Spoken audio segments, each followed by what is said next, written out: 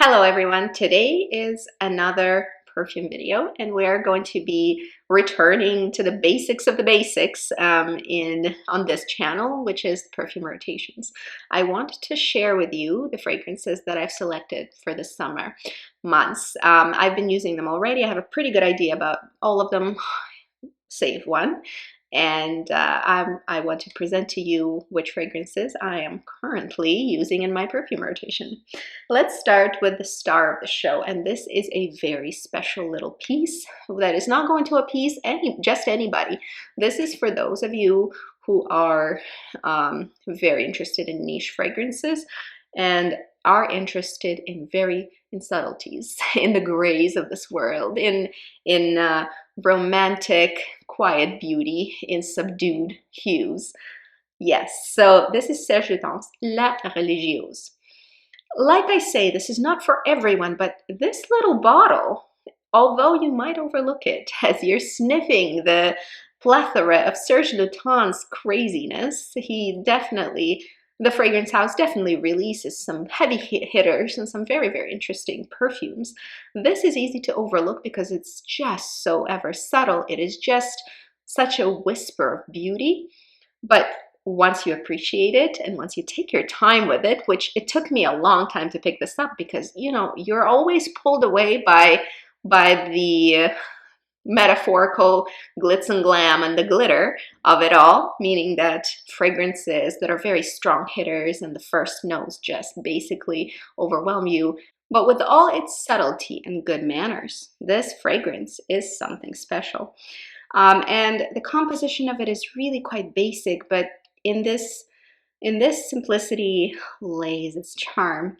We have a really beautiful musk. For me, this is it's a musk floral or floral musk. It's really a musk floral. Musk here is more important than the floral component. And the slightly powdery, lightest veil of powder that comes from this rather clean musk, and in combination with very beautiful and sophisticated jasmine, I mean, it is something gorgeous. I will obviously film a separate video for it. It needs to be talked about. But this is purely sophisticated, beautiful floral musk worthy of a musk lover.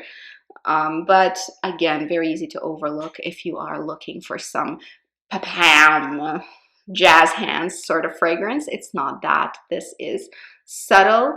This operates in the dusk of the ambiguity of sophistication.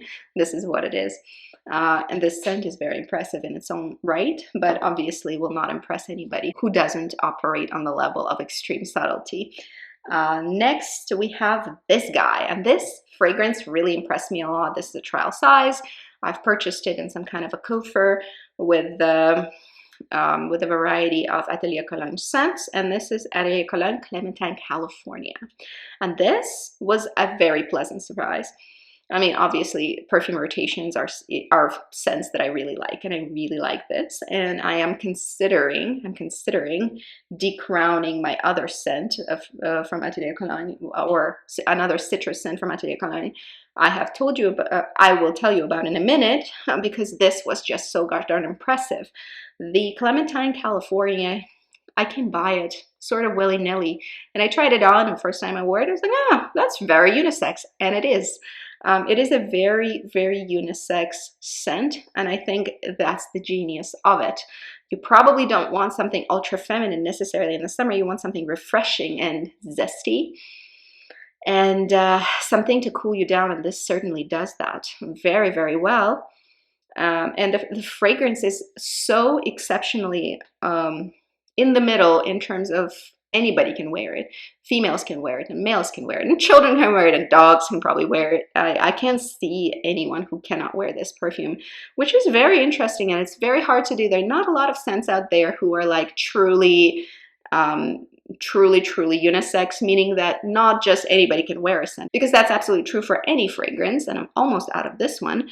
But what I mean is that it would smell not like you're wearing a unisex scent, but it will smell wonderful on you, whoever you are, man or a woman, and it'll smell like it belongs with you. It's very, very beautiful. I will be talking about it more in the future, and I'm almost certainly going to be done with it in the next couple of weeks, but I am incredibly impressed with the formulation of that scent. Let's talk about the one that is decrowning. And this little thing is, I think, 30 mils. I'm not sure. It doesn't say on here, but it's one of the refillable bottles for Atelier Cologne. They get them with the little case, and the little case has my name engraved in it. And this was my scent of choice from Atelier Cologne for a citrus. And now I'm telling you, it's probably been debunked or decrowned by the Clementine California. This is Orange Sanguine.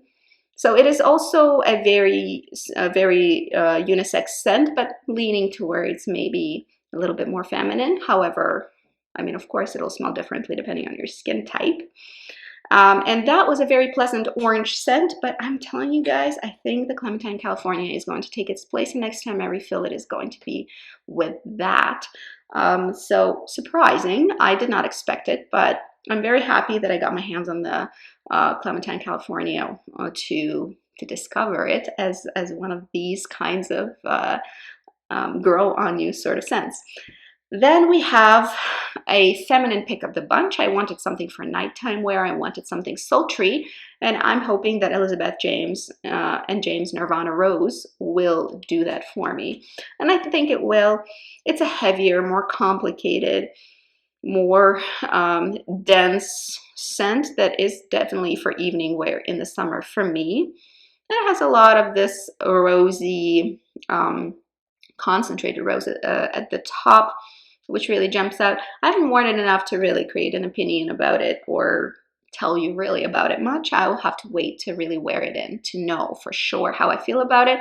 Right now I'm sort of on it, but we'll see. We'll see how it goes. The next thing is another citrus. I'm telling you, I wear a lot of citrus in the summer, and this is a green citrus. So if this is unisex, zesty, fresh citrus, this Orange Sanguine is also kind of unisex, zesty, fresh. They're competing with each other. They're for sure the same category. This is a bit different.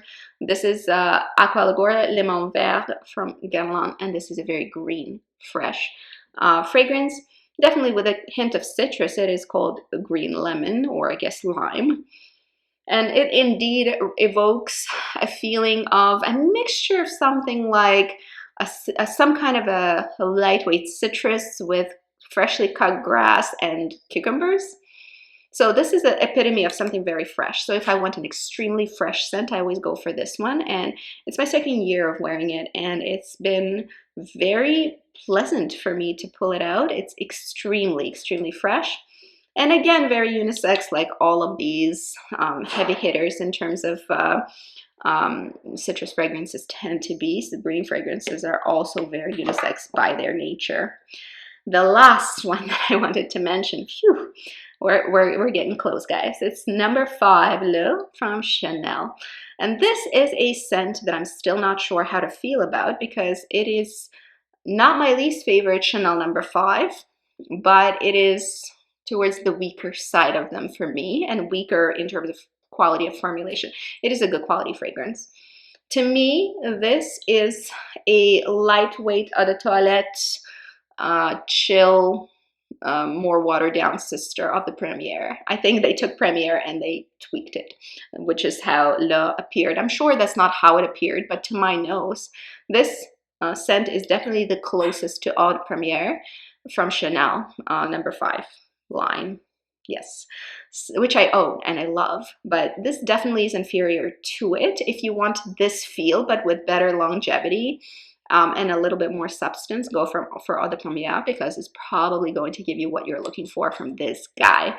My very favorite Chanel number 5 is the Eau de Toilette. It's the smell of coiffed, beautiful, pulled together, very wealthy, yet not a mess emotionally kind of person. And that is kind of, it's an all occasion scent for me. This is very easy to wear in the summer. I'm not entirely sure that I will be repurchasing a full bottle of it once it's out. It's a small bottle. I knew that I probably wouldn't love it as much as I love the ones that I have already. I've dented it slightly, but I haven't worn a ton of it. It is very lightweight. It is a little bit bubbly. It is a little bit vanillic in its base, and it is ever effervescent due to the aldehydes. That's all there. So definitely, you know, I don't agree when they're like, oh, there's some criticism around this fragrance, and oh, this is not even a number 5. Yes, it is.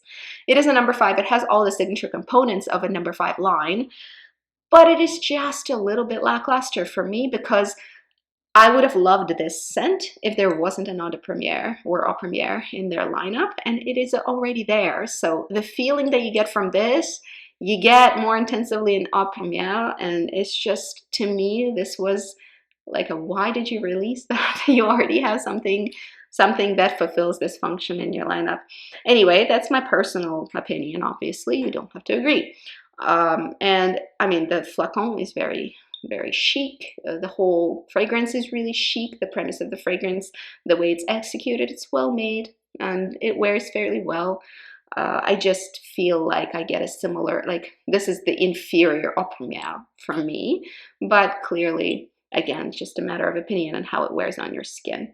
But I quite enjoy the number 5 Le for summer. I think it's lightweight. I think it's easy to wear. I think it's easy to like. I don't think it's a fragrance that many people will absolutely fall head over heels for, just because it is a little bit watered down. But I think it's pleasant enough, and I think I will use it up. It is claiming its rightful place in my perfume rotation. And basically, what we have here is a couple of fragrances which are not entirely dissimilar in their premise on what they want to convey. They want to convey something sophisticated, lightweight, and feminine. Both of these, I think, have that idea behind them, but La Religieuse just does it in a much more subtle and niche way than does the Chanel number 5. But these two fragrances are sort of any time of the day, any time of the night kind of scents that I can definitely pull on whenever. Then the two citruses from Atelier Cologne are daytime fragrances for me, as is the Aqua Liguria. So these are daytime fragrances that can go into the evening if you want them to, but they're really, really fresh citruses. And then I have one little guy, the Elizabeth and James fragrance, as my nighttime fragrance to try and wear it in and try to compose an opinion about it so that I can share it with you guys. It's been a long time coming. It's been in my collection for a while, but just sort of hanging out in my perfume samples box. So I think I'm ready to just sort of give it a chance. Again, I've worn it maybe twice so far, and I have not been totally impressed with the way that it wears down. I don't know. The layering of this scent is a little iffy for me. I'll wear it in and I'll share my sort of complete impression. Sometimes you need to wear in the fragrance to really know what you think about it more than a lot of times. I probably won't share my opinion about this particular one, because it is not easy for me to, it's not an immediate like. It's not a hit for me right away. So I'll probably actually finish up this little bottle before I share with you guys how I feel about it. So I hope it was fun for you to watch. Let me know down below, what kind of scents do you consider your signature summer scents? Because I think summer is a trickier season to wear fragrance than the winter, and so it requires a little bit more thought and planning. So tell me about which scents you enjoy for the summer, and if you've tried any of the ones that I have here, and if you have an opinion about them. That's it for today. Have a good day. See you later, and good luck. Bye-bye.